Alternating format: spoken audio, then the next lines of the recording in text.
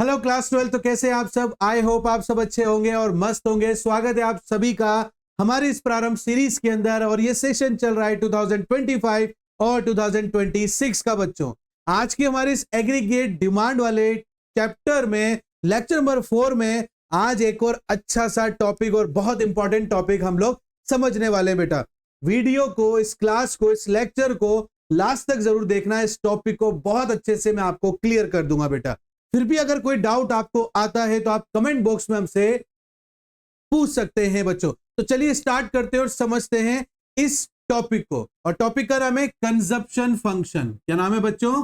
Consumption function. Is that clear? अब ये consumption function क्या होता है सर? तो कंजप्शन फंक्शन का मतलब होता है फंक्शनल रिलेशनशिप बताना कोई भी टोटल कंजप्शन और टोटल डिस्पोजेबल इनकम के बीच में। अब आप बोलोगे सर इनके बीच में क्या रिलेशन है, अभी उसको समझेंगे। बट उससे पहले एक डाउट क्लियर कर लेते हैं डिस्पोजेबल इनकम को लेकर। बहुत से लोग समझते हैं कि जो पैसा हम खर्च करते हैं हमारी कंजप्शन के ऊपर, वही डिस्पोजेबल इनकम होती है। नहीं बच्चों, वो हमारी टोटल डिस्पोजेबल इनकम या डिस्पोजेबल इनकम नहीं कहलाती है।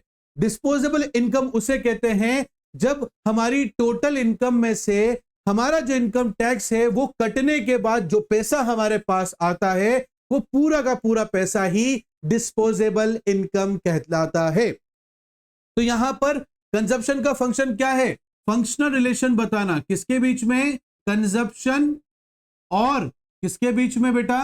टोटल डिस्पोजेबल इनकम के बीच में रिलेशन बताना। मतलब सी और वाई के बीच में रिलेशन बताने को ही हम लोग कंजप्शन फंक्शन कहते हैं। इज दैट क्लियर बेटा? अब आप बोलोगे सर यहां पर क्या फंक्शनल रिलेशन है? तो देखो बेटा, अगर इनकम का पता लगाना है तो आप दो चीज का पता लगा लो कि आपने कंजप्शन कितना किया है और आपने सेविंग कितना किया है। कंजप्शन और सेविंग को मिला दोगे तो आपको मिल जाएगा आपका इनकम। इज दैट क्लियर बेटा? अब इनके बीच में रिलेशन कैसा रहता है? तो देखो बेटा, हमने सुना है कि एक टाइम पर इनकम बढ़ता है, कंजप्शन भी बढ़ता है, but consumption greater than income होता है। उसके बाद एक सिचुएशन ऐसी आती है जहां पर कंजप्शन और इनकम दोनों इक्वल होते हैं बेटा। फिर उसके बाद एक सिचुएशन आती है इनकम भी बढ़ता है, कंजप्शन भी बढ़ता है, but income is greater than consumption होता है। तो यही तो एक फंक्शनल रिलेशन है कंजप्शन और इनकम के बीच में। आज उसी को अच्छे से समझना है। देखो बेटा, मैंने पहले भी इसको समझाया हुआ है कि आपकी इनकम है, ये कंजप्शन है बेटा। क्या है? आपकी इनकम है और कंजप्शन है बेटा। आपकी इनकम जरूर जीरो से स्टार्ट हो सकती है, बट कंजप्शन कभी भी जीरो से स्टार्ट नहीं होगा, वो कुछ ना कुछ तो रहेगा। जैसे मैंने यहां पर 20 ले लिया है बेटा।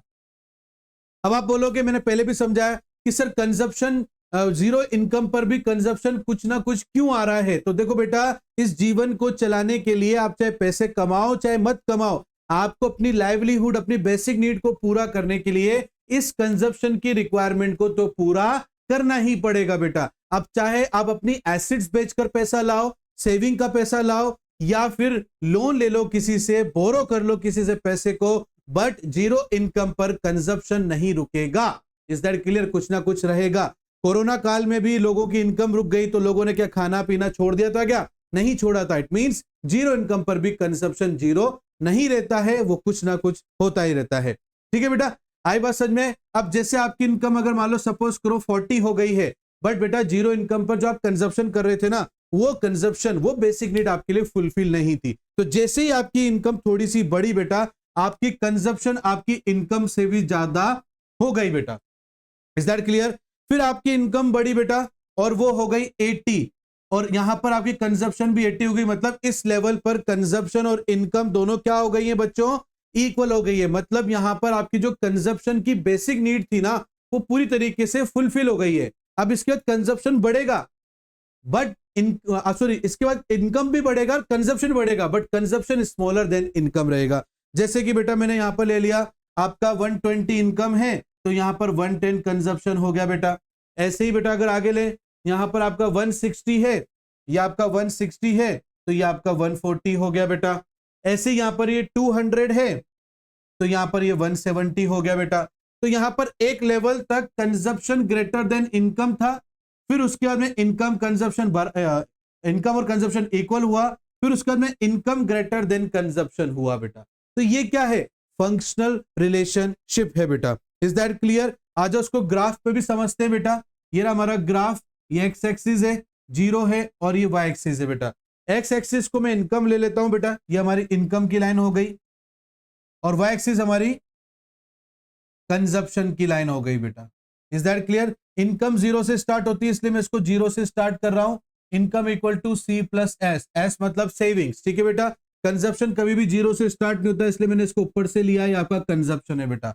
इज दैट क्लियर बेटा? ये जहां पर इंटरसेक्ट कर रहे हैं बेटा, ये एक इक्विलिब्रियम पॉइंट है। इस इक्विलिब्रियम पॉइंट पे क्या हो रहा है? इनकम इक्वल टू कंजप्शन, मतलब ये वाली सिचुएशन 80 इक्वल टू 80, मतलब इस लेवल पर कंजप्शन और इनकम दोनों बराबर है। अगर मैं इस लेवल की बात करूं तो यहां पर कोई भी सेविंग नहीं है, नो सेविंग्स, ठीक है बेटा। Is that clear? बट इस पॉइंट से अगर मैं ऊपर चला जाऊं तो ये ऊपर वाली लाइन जो है ये इनकम की है, और नीचे वाली लाइन किसकी है? कंजप्शन की है। तो डायग्राम के अंदर जिसकी लाइन ऊपर रहेगी वही ग्रेटर रहेगा। इट मींस यहां पर इनकम ग्रेटर देन कंजप्शन है, इट मींस यहां पर सेविंग पॉजिटिव में रहेगी, मतलब यहां पर सेविंग होने के चांसेस रहेंगे बच्चों। Is that clear? और अगर मैं इसके नीचे बात करूं बेटा, इस पॉइंट के इक्विलिब्रियम पॉइंट के नीचे, तो देखो बेटा यहां पर क्या हो रहा है? ये ऊपर वाली लाइन क्या है? कंजप्शन की। नीचे वाली लाइन किसकी? इनकम की। जिसकी लाइन ऊपर रहेगी वही ग्रेटर रहेगा, जिसकी लाइन नीचे रहेगी वो स्मॉलर रहेगा। मतलब यहां पर कंजप्शन ग्रेटर देन इनकम है, मींस यहां पर नेगेटिव सेविंग्स हो रही है। यहां पर हम सेविंग के बारे में तो सोच ही नहीं सकते हैं। इज दैट क्लियर बेटा? तो ये था हमारा एक छोटा सा टॉपिक कंजप्शन फंक्शन का, जहां हमने एक फंक्शनल रिलेशनशिप समझा कंजप्शन और हमारी टोटल डिस्पोजेबल इनकम के बीच में। जहां पर हमने ये देखा एक ऐसी सिचुएशन है जहां पर इनकम इंक्रीज हो रही है, कंजप्शन उससे ज्यादा इंक्रीज हो रही है, मतलब कंजप्शन ग्रेटर देन इनकम है। फिर हमने एक सिचुएशन देखा जहां पर हमारी कंजप्शन और हमारी इनकम दोनों ही क्या है बच्चों? इक्वल है बेटा। फिर इसके बाद में हमने एक सिचुएशन देखी जहां पर इनकम ग्रेटर देन कंजप्शन है, और जहां पर इनकम ग्रेटर देन कंजप्शन होगा वहां पर सेविंग पॉसिबल है और पॉजिटिव एमएफ पॉसिबल है बेटा। और जहां पर कंजप्शन ग्रेटर देन इनकम है, मतलब वहां पर नेगेटिव सेविंग्स है बेटा। और जहां पर इनकम और कंजप्शन दोनों बराबर है, इट मींस वहां पर जो है नो सेविंग होगी बेटा। ये इसका डायग्राम है बेटा। क्वेश्चन में अगर ये क्वेश्चन आ जाए, आप एग्जाम में अगर आपके ये क्वेश्चन आ जाए बेटा, तो बिना कहे आपको एक्सप्लेनेशन के साथ साथ में डायग्राम बनाना है। इकोनॉमिक्स में डायग्राम पूछे क्वेश्चन में चाहे ना पूछे, आपको बनाना ही है बच्चों यहां पर। Is that clear? आई बात समझो बेटा आप लोगों को? तो चलो, अगर आज की क्लास आपको अच्छी लगी है बेटा तो प्लीज कमेंट बॉक्स में जरूर बताना बेटा। साथ ही साथ में लाइक जरूर करना, अपने दोस्तों के साथ शेयर करना, सब्सक्राइब करना और बेल आइकन को प्रेस करना बिल्कुल मत भूलना बेटा। मिलता हूं नेक्स्ट क्लास में, तब तक के लिए thank you and bye bye बच्चों।